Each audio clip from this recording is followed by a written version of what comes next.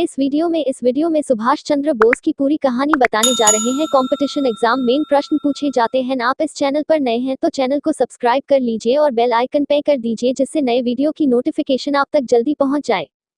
महापुरुषों की जीवनी। जन्म स्वर्गवास। The 23rd of January 1897, the 18th of August 1945।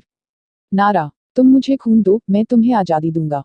Subhash Chandra Bose ने तुम मुझे खून दो मैं तुम्हें आज़ादी दूंगा और जय हिंद जैसे प्रसिद्ध नारे दिए। भारतीय प्रशासनिक सेवा की परीक्षा पास की। 1938 और 1939 में कांग्रेस के अध्यक्ष चुने गए। 1939 में फॉरवर्ड ब्लॉक का गठन किया। अंग्रेजों को देश से निकालने के लिए आज़ाद हिंद फौज की स्थापना की।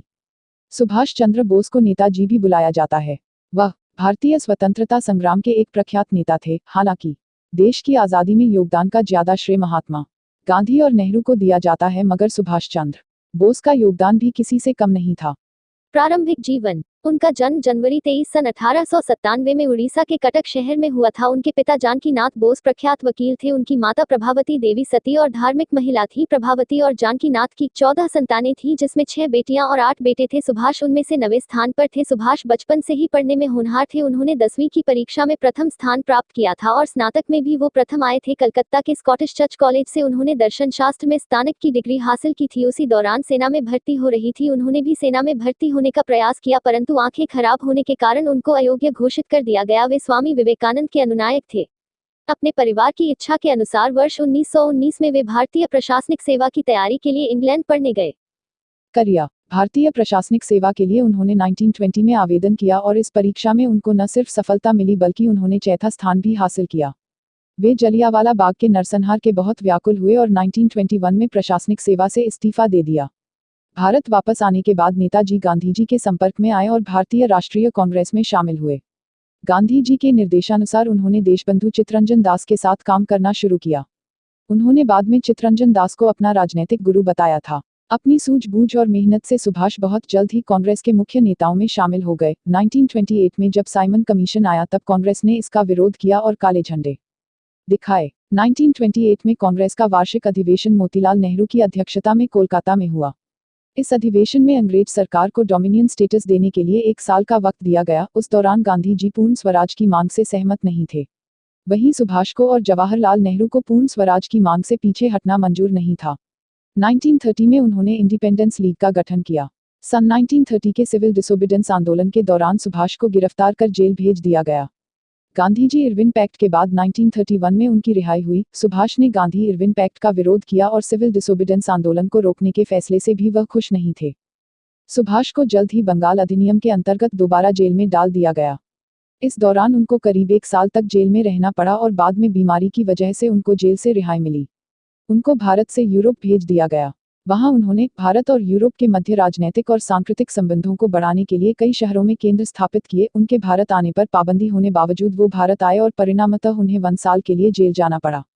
1937 के चुनावों के बाद कांग्रेस पार्टी 7 राज्यों में सत्ता में आई और इसके बाद सुभाष को रिहा किया गया। इसके कुछ समय बाद सुभाष कांग्रेस के हरिपुरा अधिवेशन 1938 में अध्यक्ष चुने गए। अपने कार्यकाल के दौरान सुभाष ने राष्ट्रीय योजना समिति का गठन किया। 1939 के त्रिपुरी अधिवेशन में सुभाष को दोबारा अध्यक्ष चुन लिया गया। इस बार सुभाष का मुकाबला पट्टाभी सीतारमैया से था। सीतारमैया को गांधी जी का पूर्ण समर्थन प्राप्त था, फिर भी 203 मतों से सुभाष चुनाव जीत गए।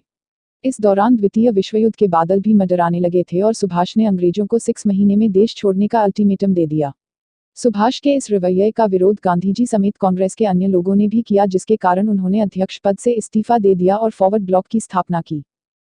सुभाष ने अंग्रेजों द्वारा भारत के संसाधनों का द्वितीय विश्व युद्ध में उपयोग करने का घोर विरोध किया और इसके खिलाफ जन आंदोलन शुरू किया। उनके इस आंदोलन को जनता का जबरदस्त समर्थन मिल रहा था, इसलिए उन्हें कोलकाता में कैद कर नजरबंद रखा गया। जनवरी 1941 में सुभाष अपने घर से भागने में सफल हो गए और अफगानिस्तान के रास्ते जर्मनी पहुंच गए।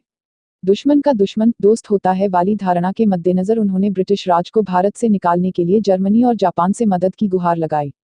जनवरी 1942 में उन्होंने रेडियो बर्लिन से प्रसारण करना शुरू किया, जिससे भारत के लोगों में उत्साह बढ़ा। वर्ष 1943 में वो जर्मनी से सिंगापुर आए। पूर्वी एशिया पहुंचकर उन्होंने रास बिहारी बोस से स्वतंत्रता आंदोलन का कमान लिया और आज़ाद हिंद फौज का गठन करके युद्ध की तैयारी शुरू कर दी। आज़ाद हिंद फौज की स्थापना मुख्यतः जापानी सेना द्वारा अंग्रेजी फौज से पकड़े हुए भारतीय युद्धबंदियों को लेकर किया गया था। इसके बाद सुभाष को नेताजी कहा जाने लगा। अब आज़ाद हिंद फौज भारत की ओर बढ़ने लगी और सबसे पहले अंडमान और निकोबार को आज़ाद किया। आज़ाद हिंद फौज बर्मा की सीमा पार करके 18 मार्च 1944 को भारतीय भूमि पर आधम की। द्वितीय विश्व युद्ध में जापान और जर्मनी के हार के साथ आज़ाद हिंद फौज का सपना पूरा नहीं हो सका। मृत्यु। ऐसा माना जाता है कि 18 अगस्त 1945 में एक विमान दुर्घटना में उनकी मृत्यु ताइवान में हो गई, परंतु उसका दुर्घटना का कोई साक्ष्य नहीं मिल सका। सुभाष चंद्र की मृत्यु आज भी विवाद का विषय है और भारतीय इतिहास सबसे बड़ा संशय है। आप ऐसी वीडियो और चाहते हैं तो चैनल को सब्सक्राइब और वीडियो को लाइक कीजिए और शेयर करना ना भूलें।